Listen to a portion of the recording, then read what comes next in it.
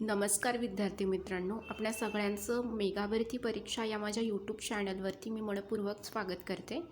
आज आपण महाराष्ट्राचा जो भूगोल आहे त्याच्याशी संबंधित काही प्रश्न आहेत त्याच्याशी संबंधित चर्चा या व्हिडिओमध्ये मी करणार आहे। तर व्हिडिओ जो आहे तो शेवटपर्यंत बघा। तर बघा, आपला जो महाराष्ट्र आहे, आपण सगळेजण महाराष्ट्रात वास्तव करतो। तर महाराष्ट्र हे एक भारतातलं पश्चिम भागातलं एक राज्य आहे आणि आपण जर क्षेत्रफळाच्या दृष्टीने विचार केला तर भारतातील तिसरे आणि लोकसंख्येच्या बाबतीमध्ये दुसरे मोठे राज्य ते येतं। महाराष्ट्र हे भारतातील सर्वात विकसनशील राज्यापैकी एक आहे आणि आपला जो महाराष्ट्र आहे, जर आपण तो नकाशामध्ये बघितला तर जेव्हा आपण आपला महाराष्ट्र बघतो तर आपल्या राज्याची महाराष्ट्र राज्याची जी सीमा आहे तर ते कोणत्या राज्यांना लागलेल्या आहेत तर गुजरात, मध्य प्रदेश, छत्तीसगड, तेलंगणा, कर्नाटक, गोवा, दादरा नगर हवेली या केंद्रशासित प्रदेशांशी ती जोडलेली आहे। पुढे बघा, राज्याच्या पश्चिमेला अरबी समुद्राची किनारपट्टी आहे। इथे तुम्हाला समोर नकाशा दिसत असेल तर त्याच्यामध्ये तुम्ही बघू शकता की आपला हा महाराष्ट्र आहे आणि महाराष्ट्राच्या ज्या सीमा लागलेल्या आहेत तर त्या आहेत गुजरात, मध्य प्रदेश, छत्तीसगड, तेलंगणा, कर्नाटक। तसेच बघा, या ठिकाणी जे केंद्रशासित प्रदेश आहेत तर ते देखील या ठिकाणी दाखवलेले आहेत। तर एक्झाममध्ये तुम्हाला असे प्रश्न विचारले जातात की कोणत्या ज्या सीमा आहेत महाराष्ट्राला लागलेल्या आहेत तर त्या सांगा। तर जर तुम्ही हा नकाशा डोळ्यासमोर आणला तर तुम्हाला ते पाठ करायची गरज नाही आहे। जे लोकेशन आहे गुजरात, मध्य प्रदेश, तर हे तुम्ही लक्षात ठेवलं, एक पिक्चोरियल टाईप जर तुम्ही हे लक्षात ठेवलं तर ते पाठांतर केलेलं तुम्ही विसरू शकता, पण जर तुम्ही हे व्हिज्युअलाइज केलं तर तुम्हाला ते जास्त लक्षात राहील। म्हणून नकाशा घेऊन कधीही भूगोलाचा अभ्यास करा आणि हे शक्यतो तुम्ही नकाशावरूनच लक्षात ठेवण्याचा प्रयत्न करा। तसेच बघा, आपण बघितलं तर पश्चिमेला अरबी समुद्राची किनारपट्टी आपल्या महाराष्ट्राला लागलेली आहे। तसेच 11 कोटी लोकसंख्या असलेल्या महाराष्ट्राची राजधानी मुंबई आहे। मुंबईमध्ये साधारणतः 1.8 कोटी लोक राहतात। नागपूर शहर महाराष्ट्राची उपराजधानी आहे। मध्ययुगीन महाराष्ट्र सातवाहन राजवंश, राष्ट्रकूट राजवंश, चालुक्य, मुघल, मराठ्यांच्या साम्राज्याचा समावेश देखील त्याच्यामध्ये होतो। ओके, पुढे तसेच बघा, आपण जर या ठिकाणी विस्तार बघितला तर 1,18,809 चौरस मैल, 307,713 चौरस किलोमीटर आहे आणि तो पश्चिम आणि कर्नाटक, तेलंगणा, गोवा, गुजरात, छत्तीसगड, मध्य प्रदेश आणि दादरा नगर हवेली भारतीय राज्यांना अरबी समुद्र लागून आहे। तर मगाशीच मी नकाशा तुम्हाला दाखवलेला आहे, त्याच्यामध्ये अरबी समुद्राला हे सर्व राज्य जी आहेत ती लागून आहेत। पुढे बघा, महाराष्ट्राला ऋग्वेदामध्ये राष्ट्र या नावानं संबोधलं गेलं। अशोकांच्या काळामध्ये राष्ट्रिक आणि महाराष्ट्र या नावाने ओळखले जाऊ लागले असे चीनी प्रवासी हुएन संग व इतर प्रवाशांच्या नोंदीवरून दिसून येते। हे नाव प्राकृत भाषेतील महाराष्ट्रीय या शब्दावरून पडले असल्याची शक्यता आहे। काही जण महाराष्ट्र या शब्दाचा अर्थ महार व रट्टा यांच्याशी लावतात, परंतु काहींच्या मते हे नाव महाकांतार, महानवणे, दंडकारण्य या शब्दांचा अपभ्रंश आहे। चक्रधर स्वामी यांनी महंत म्हणून महाराष्ट्र बोलीजे अशी व्याख्या केली आहे। आपण थोडक्यात पार्श्वभूमी बघतोय, आपला जो महाराष्ट्र आहे, महाराष्ट्र आपलं जे राज्य आहे तर त्याची जी नेमकी पार्श्वभूमी कशी आहे की आपलं महाराष्ट्र जे राज्य आहे तर ते कोणत्या सीमेला लागून आहे, आपल्या महाराष्ट्र राज्याच्या अवतीभोवती कोणत्या गोष्टी आहेत, तर ते सगळं आपण थोडक्यात त्या ठिकाणी जाणून घेण्याचा प्रयत्न करतोय। तसेच जो काही इतिहास आहे तो देखील मी इथे तुम्हाला सांगत आहे। पुढे बघा, इतिहास, महाराष्ट्राच्या इतिहासाचं जर बघितलं तर महाराष्ट्राच्या इतिहासामध्ये महाराष्ट्राचा इतिहास अजिंठातील लेणी, महाराष्ट्रातील विविध स्थळांची नदी, पर्वत, स्थळ इत्यादी ग्रंथांमध्ये उल्लेख आढळतो। तर आपल्या जे प्राचीन ग्रंथ आहेत तर त्याच्यामध्ये बऱ्याच गोष्टींचा लेण्यांचा उल्लेख जो आहे तो आपल्याला ग्रंथामध्ये त्या ठिकाणी आढळतो. उपलब्ध ऐतिहासिक साधनांमधून इसवी सन पूर्व 3ऱ्या शतकापासून महाराष्ट्राबद्दल माहिती मिळते. महाराष्ट्राच्या प्रत्येक विभागाचा राजकीय कालखंडानुसार इतिहास वेगळा असला तरी सांस्कृतिक आणि सामाजिक इतिहास बऱ्याचसा त्या ठिकाणी समान येतो. तसेच जे जनपद आहेत मगध, मौर्य, सातवाहन, वाकाटक, चालुक्य, राष्ट्रकूट, देवगिरीचे यादव, अल्लाउद्दीन खिल्जी, मोहम्मद बिन तुघलक, पोर्तुगीज, विजापूर, मुघल, मराठा, हैदराबादचे निजाम, इंग्लिश लोक इत्यादी राज्यकर्त्यांनी महाराष्ट्राचे विविध भाग वेगवेगळ्या कालखंडात व्यापले होते. मध्ययुगीन इतिहास आणि इस्लामी राज्य महाराष्ट्री भाषेच्या वापराच्या संदर्भात महाराष्ट्राचा इतिहास 3ऱ्या शतकापासून नोंदवला गेलेला आहे. त्या आधीच्या कालखंडाबद्दल विशेष माहिती त्या ठिकाणी उपलब्ध नाही. तर जे कोणते राजे त्या काळामध्ये होऊन गेले, प्राचीन काळ असेल, मध्ययुगीन काळ असेल, तर त्याबद्दलची थोडक्यात माहिती जी आहे ती कोणते राजे होते, तर कोणते कालखंड त्या ठिकाणी व्यापले गेले आहेत, तर त्यांची नावे या ठिकाणी दिली गेलेली आहेत. मध्ययुगीन इतिहास आणि इस्लामी राज्य महाराष्ट्री भाषेच्या वापराच्या संदर्भामध्ये महाराष्ट्राचा इतिहास हा 3ऱ्या शतकापासून नोंदवला गेला आहे आणि त्या आधीच्या कालखंडाबद्दल विशेष माहिती त्या ठिकाणी उपलब्ध नाही. तर जी कोणती माहिती प्राचीन ग्रंथामध्ये त्या ठिकाणी होती तर त्याच्याशी संबंधित माहिती त्यांनी त्या ठिकाणी दिलेली आहेत आणि त्या काळामध्ये हा दंडकारण्याचा भाग होता. मगध, चालुक्य, वाकाटक, राष्ट्रकूट यांचे राज्य महाराष्ट्रावर वेगवेगळ्या मध्ययुगीन कालखंडामध्ये होते. परंतु सातवाहन राजा, शालिवाहन आणि देवगिरीचे यादव यांच्या कालखंडात मराठी भाषा संस्कृतीचा विकास झाला. मौर्य साम्राज्याच्या विघटनानंतर सातवाहन यांनी इसवी सन पूर्व 230 इसवी सन 225 पर्यंत महाराष्ट्रावर राज्य केलं. तर मौर्यांचं जे साम्राज्य होतं तर त्याचा जो कालखंड आहे तो त्यांनी इथे दिलेला आहे इसवी सन पूर्व 230 ते इसवी सन 225 असा. सातवाहनांच्या राज्यामध्ये मोठ्या प्रमाणामध्ये सांस्कृतिक सुधारणा त्या ठिकाणी झालेली आहे. तर इतिहास जर कोणत्या मुलांनी वाचला असेल किंवा वाचला नसेल तर जेव्हा सातवाहन होते राज्यामध्ये अगोदरच्या काळामध्ये तर तेव्हा मोठ्या प्रमाणामध्ये सांस्कृतिक सुधारणा त्या ठिकाणी झालेली आहे. महाराष्ट्री प्राकृतिक भाषा जी नंतर आधुनिक मराठी भाषेत रूपांतरित झाली. सातवाहनांची राजभाषा ती होती. इसवी सन 78मध्ये महाराष्ट्राचा राज्यकर्ता गौतमीपुत्र सातकर्णी किंवा सातकर्णी शालिवाहन हा होता. त्याने सुरू केलेले शालिवाहन शक पंचांग आजही रूढ आहे. त्यानंतर देवगिरीच्या यादवांनी महाराष्ट्रावर राज्य प्रस्थापित केले. पुढे बघा 13व्या शतकामध्ये महाराष्ट्र प्रथमच इस्लामी सत्तेखाली आला तेव्हा दिल्लीचे अल्लाउद्दीन खिल्जी आणि नंतर मोहम्मद बिन तुघलक यांनी दख्खनचे काही भाग काबीज केले. इसवी सन 1347मध्ये तुघलकांच्या पाडावानंतर विजापूरच्या बहामनी सुलतानांनी सुमारे 150 वर्ष राज्य केलं. इतिहास जर वाचला असेल तर त्या ठिकाणी बरेच राजे घराणे जे आहेत ते येऊन गेले आणि त्यांनी त्या ठिकाणी राज्य केलं. मराठा आणि पेशवे छत्रपती शिवाजी महाराज 17व्या शतकाच्या सुरुवातीस मराठा साम्राज्याची मुहूर्तपेढ जी आहे ती पश्चिम महाराष्ट्रामध्ये रोवली गेलेली आहे. तर आपले जे छत्रपती शिवाजी महाराज होते तर त्यांनी मराठा साम्राज्याची मुहूर्तपेढ जी आहे त्या ठिकाणी रोवलेली आहे. शिवाजी महाराजांनी मराठा साम्राज्य आहे ते स्थापन केलेले आहे. छत्रपती शिवाजीराजे भोसले यांच्या नेतृत्वाखाली मराठ्यांनी आपले स्वतंत्र राष्ट्र निर्माण करण्यास सुरू केले. तर सर्वांना माहितीच आहे, शाळेतल्यापासून किंवा लहानपणापासून सगळ्यांना माहिती आहे की जे छत्रपती शिवाजीराजे भोसले होते आपले राजे तर त्यांच्या नेतृत्वाखालीच मराठ्यांचा जो एक स्वतंत्र राष्ट्र जे आहे तर ते निर्माण होण्यास सुरुवात झाली होती. त्या काळामध्ये ते काळ होता इसवी सन 1674 साली. राज्याभिषेकानंतर शिवाजी महाराजांच्या राज्याची अधिकृत सुरुवात त्या ठिकाणी झाली. शिवाजी राजांचे पुत्र संभाजीराजे भोसल्यांना मुघल बादशाह औरंगजेब यांनी पकडलं आणि त्यांची हत्या केली होती. तर संभाजीराजे यांची हत्या जी आहे ती त्या ठिकाणी औरंगजेब जे होतो मुघल बादशाह तर त्यानं घडवून आणलेली होती. तर बघा पुढील 4 शतकात मराठा साम्राज्याची सूत्रे छत्रपतीचे प्रतिनिधी म्हणजेच पेशव्यांच्या हातामध्ये त्यानंतर गेलेली आहे. भोसले हे केवळ नाममात्र राज्यकर्ते राहिले. मुघलांना हरवून पेशवे भारताचे नवे राज्यकर्ते म्हणून उदयास त्या ठिकाणी आलेले आहेत.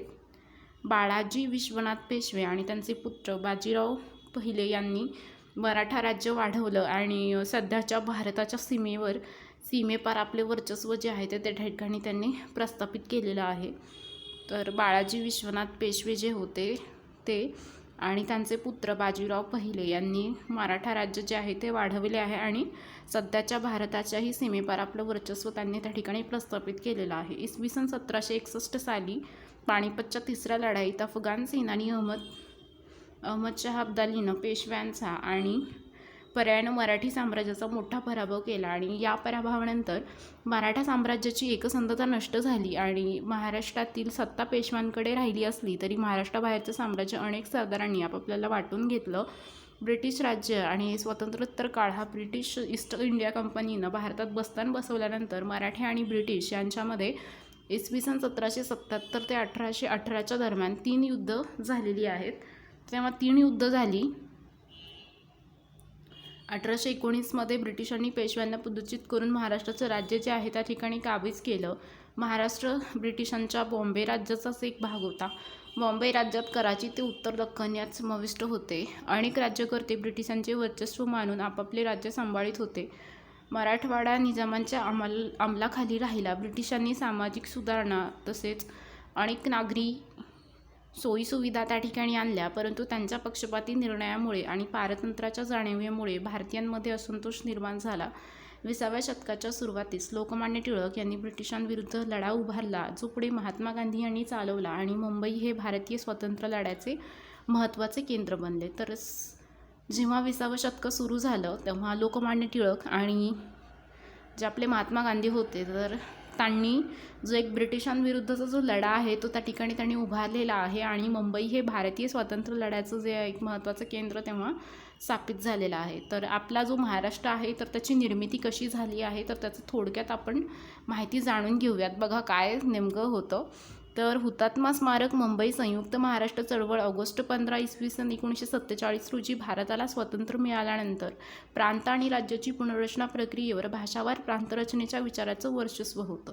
तर तेव्हा कसं होतं की भाषावार प्रांतरचना की बाबा आमची भाषा ही आहे, आमच्या लोकांची भाषा किंवा एखादे प्रांत असतात की त्या प्रांतमध्ये वेगवेगळ्या भाषा असतात, प्रत्येक प्रांतामध्ये एक वेगवेगळी भाषा बोलली जाते. तर असं करा की बाबा की भाषावर प्रांतरचनेचंच विचारांचं वर्चस्व होतं की भाषेनुसारच प्रांत पाडा, भाषेनुसारच राज्यांची निर्मिती करायला हवी. तरीही भारत सरकारने मुंबईसह महाराष्ट्र राज्य निर्मितीस नकार दिला. तर जे भारत सरकार होतं तर त्यांनी मुंबई इन्क्लुडेड म्हणजे मुंबईसह महाराष्ट्र राज्य जे आहे त्याला नकार दिलेला होता. केंद्राच्या या पावित्र्याच्या विरोधात महाराष्ट्रातील जनतेनं प्रखर आंदोलन त्या काळामध्ये केलं होतं आणि 107 व्यक्तींनी आपल्या प्राणांचं बलिदान त्या ठिकाणी दिलं. केंद्र सरकार मुंबई महाराष्ट्रामध्ये समाविष्ट करण्याच्या विरोधात होती. आचार्य अत्रे, शाहीर साबळे, सेनापती बापट डांगे इत्यादी प्रभृतींनी संयुक्त महाराष्ट्र चळवळीला बळ दिलं. आचार्य अत्र्यांनी मराठा या पत्रात आपली आग्रही भूमिका मांडली. अखेर 1 मे 1960ला महाराष्ट्राचे सध्याचे प्रमुख भौगोलिक विभाग कोकण, मराठवाडा, पश्चिम महाराष्ट्र, दक्षिण महाराष्ट्र, उत्तर महाराष्ट्र, विदर्भ एकत्र करून सध्याच्या मराठी भाषिक महाराष्ट्राची रचना करण्यात आली. 1960च्या दशकातील संयुक्त महाराष्ट्र चळवळीनं महाराष्ट्राच्या विविध भौगोलिक भागास एकत्र आणलं, परंतु बेळगाव आणि आसपासचा परिसर आणि गुजरातीतील डांगी बोली बोलणारा प्रदेश महाराष्ट्रात समाविष्ट केला गेला नाही. बेळगावासह 865 गावे महाराष्ट्रात सामील करण्यासाठी आजही प्रयत्न सुरू आहेत. पुढे बघा, आपलं जे भौगोलिक स्थान आहे महाराष्ट्राचं ते नेमकं कसं आहे ते थोडक्यात जाणून घेऊ. बघा, महाराष्ट्रातील पर्वत कोकण महाराष्ट्र राज्य हे भारतीय उपखंडाच्या साधारण पश्चिम मध्य दिशेला स्थित आहे. आपण जर नकाशा बघितला तर आपल्या लक्षात येईल की आपला जो महाराष्ट्र आहे तो पश्चिम आणि जो मध्य आहे तर त्या दिशेला त्या ठिकाणी असं इकडच्या साईडला जो आहे तो स्थित आहे. ठीक आहे. तर दख्खनचा पठारी प्रदेश हा विविध नद्यांनी व्यापलेला आहे. तर आपल्या महाराष्ट्रामध्ये विविध नद्या आहेतच, त्यात जो दख्खन पठारी प्रदेश आहे ज्यांनी रीडिंग केलेले आहेत तर त्यांच्या लक्षात येत असेल की दख्खनचा पठारी प्रदेशमध्ये विविध नद्यांनी तो त्या ठिकाणी व्यापलेला आहे. महाराष्ट्राच्या पश्चिमेस आणि अरबी समुद्राला समांतर अशा सह्याद्री पर्वतरांगा किंवा पश्चिम घाट त्या ठिकाणी आहेत की ज्याची उंची सुमारे 2134 मीटर म्हणजेच अंदाजे 7000 फूट त्या ठिकाणी आहे आणि या पर्वतरांगांमधून गोदावरी, नर्मदा आणि कृष्णेसह इतरही अनेक नद्या उगम पावतात. अरबी समुद्राच्या व सह्याद्री पर्वतरांगांच्या मध्ये असलेल्या भागास कोकण असे म्हणतात. तर अरबी समुद्राच्या व सह्याद्री पर्वताच्या मध्ये असलेल्या भागास कोकण म्हणतात. कोकण भागाची रुंदी ही 50-80 किलोमीटर आहे. राज्याच्या उत्तरेस सातपुडा आणि पूर्वेस भामरागड, चिरोळी, गायखोरी पर्वतरांगा आहेत. राज्यात मोसमी पाऊस पडतो. महाराष्ट्रातील काळी बेसाल्ट मृदा ही कापसाच्या लागवडीसाठी उपयुक्त आहे. तर आपल्याला माहितीच आहे काळी बेसाल्ट मृदा महाराष्ट्रात आढळते आणि ती कापसासाठी अतिशय महत्त्वाची आहे. आता आपण बघतोय प्रशासन मंत्रालय कसं आहे आपलं बघा. महाराष्ट्र राज्य हे भारतातील इतर राज्याप्रमाणे राज्यपाल राज्याचे प्रमुख व्यक्ती असते. राष्ट्रपती केंद्र सरकारच्या सल्ल्यानं राज्यपालांची नेमणूक त्या ठिकाणी करतात. तर राज्यपालाची नेमणूक कोण करते तर राष्ट्रपती करतात आणि तेही केंद्र सरकारच्या सल्ल्यानं करतात. राज्यपाल ही पद केवळ नाममात्र असतं. तर सगळ्यांना माहिती नसेल कदाचित, पण जे राज्यपालाचं पद असतं ते नाममात्र पद असतं. राज्याचे शासन जे असतात ते मुख्यमंत्री असतात आणि तेच शासन त्या ठिकाणी चालवत असतात. जसे की राष्ट्रपतीचं पण तसंच आहे. राष्ट्रपती पण नामधारीच असतात, परंतु जे प्रशासन आहे तर ते पूर्ण पंतप्रधान जे असतात आपले प्राईम मिनिस्टर तर ते चालवत असतात. ठीक आहे. या व्यक्तींकडे म्हणजेच मुख्यमंत्री राज्याचे शासन चालवतात. या व्यक्तींकडेच शासनाचे सर्वाधिक अधिकार असतात. महाराष्ट्र विधानसभा आणि मंत्रालय राजधानी मुंबई येथे आहे. तर आपल्याला माहिती असेलच बऱ्यापैकी की विधानसभा आणि आपलं जे मंत्रालय आहे तर त्याची राजधानी मुंबई या ठिकाणी आहे. मंत्रालयात राज्य सरकारची प्रशासकीय कार्यालये आहेत. मुंबई उच्च न्यायालय याच शहरामध्ये आहे. राज्य सरकारचे पावसाळी अधिवेशन मुंबई येथे तर हिवाळी अधिवेशन हे नागपूर म्हणजे महाराष्ट्राची उपराजधानी येते. महाराष्ट्रात 2 विधान सदने आहेत. विधानसभेतील लोकांनी प्रत्यक्षपणे निवडून दिलेले प्रतिनिधी असतात, तर विधान परिषदेमध्ये अप्रत्यक्षरित्या नियुक्त प्रतिनिधी त्या ठिकाणी असतात. महाराष्ट्राचे संसदेत 67 प्रतिनिधी असतात आणि त्यापैकी राज्यसभेमध्ये 19 प्रतिनिधी तर लोकसभेमध्ये 48 प्रतिनिधी त्या ठिकाणी असतात. आपण आता जाणून घेतोय की आपला महाराष्ट्र राज्य जो आहे तर त्याची स्थापना कधी झाली, नेमके आपल्या महाराष्ट्रामध्ये किती तालुके आहेत, किती प्रशासकीय विभाग आहेत, किती खेडी आहेत आणि अशा बऱ्याचशा गोष्टींची जी माहिती आहे आपण इथून पुढे बघतोय.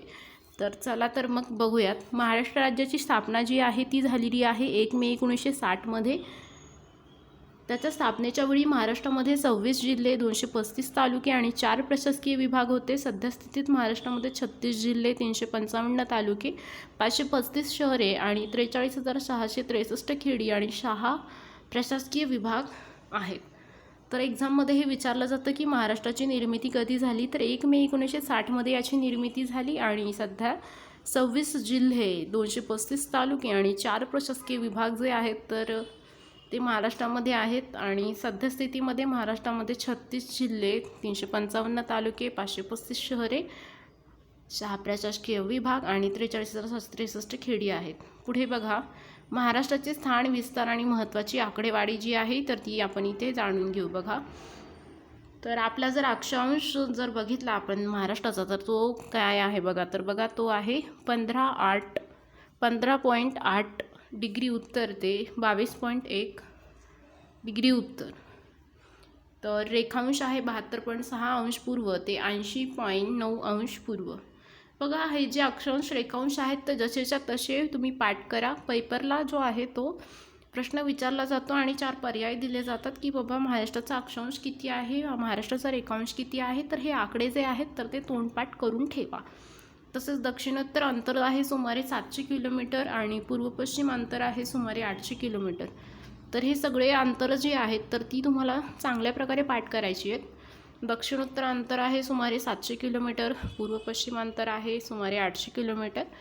तर हे विचारलं जातं पेपरला, तर हे अंतर देखील पाठ करा. समुद्रकिनारा किती आपल्या महाराष्ट्राला लागलेला आहे तर याच्यावरती पण प्रश्न विचारला जातो. तर 720 किलोमीटर एवढा समुद्रकिनारा जो आहे तो महाराष्ट्राला लागलेला आहे. तर हेही इथे लक्षात ठेवा. त्यानंतर राजधानी जी आहे तर बऱ्यापैकी लोकांना माहिती असेलच, पण जर काही बिगिनिंगमध्ये काही लोकांना सुरुवातीला अभ्यास करतात तर त्यांच्यासाठी राजधानी मुंबई आहे. तर हे पण लक्षात ठेवा. उपराजधानी नागपूर. आपलं हिवाळी अधिवेशन जे असतं तर ते नागपूरलाच भरलं जातं नेहमी. तर हेही इथे लक्षात ठेवा. त्यानंतर प्रशासकीय विभाग, तर 6 प्रशासकीय विभाग असतात. तर हेही इथे लक्षात ठेवा. प्रादेशिक विभाग जर बघितलं तर 4 प्रादेशिक विभाग आहेत आणि एकूण जिल्हे आहेत 36. तर एकूण जर जिल्हे आपण बघितले तर ते आहेत 36 असे. तर हे लक्षात ठेवा.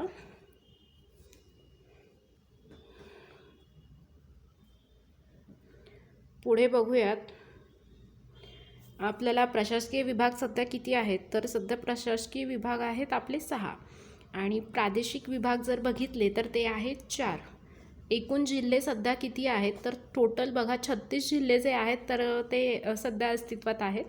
जिल्हा परिषदा किती आहेत, तर जिल्हा परिषदा टोटल जर बघितला तर सध्या 34 जिल्हा परिषदा आहेत आणि मुंबई शहर आणि मुंबई उपनगर जे आहेत तर त्यांना जिल्हा परिषदा नाही आहेत.